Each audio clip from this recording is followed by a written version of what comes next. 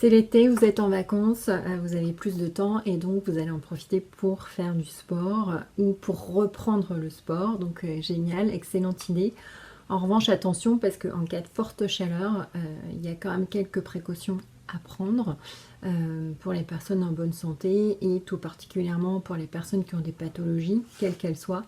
Donc si c'est votre cas, évitez de faire du sport en cas de forte chaleur. Donc pour les personnes en bonne santé, vous allez bien sûr éviter les heures les plus chaudes de la journée, donc entre 12h et 16h.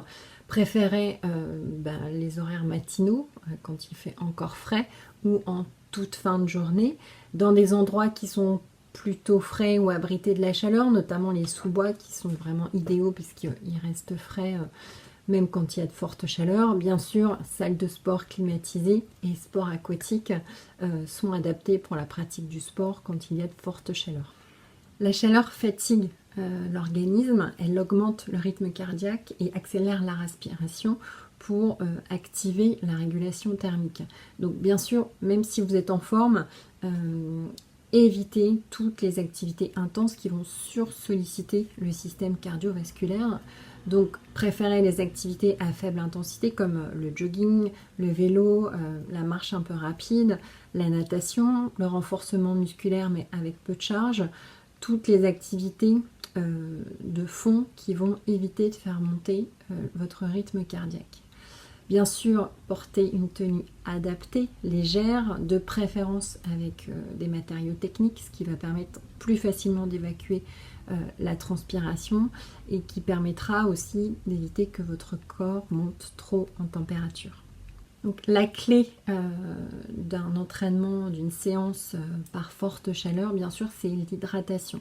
C'est essentiel. Donc, pensez à boire avant votre séance, après votre séance et pendant votre séance, sans attendre d'avoir soif. Donc, buvez quelques gorgées toutes les 10 à 15 minutes pendant la séance pour éviter de vous déshydrater. Le plus gros risque de s'entraîner lorsqu'il y a de fortes chaleurs, c'est l'hyperthermie, qui est appelée aussi le coup de chaleur, qui peut avoir des conséquences qui sont très graves. Donc dès que vous vous sentez mal, des maux de tête, des nausées, des crampes, eh bien arrêtez-vous, mettez-vous dans un endroit frais et hydratez-vous en attendant que ça passe. C'est vraiment le plus gros risque de s'entraîner quand il y a de fortes chaleurs.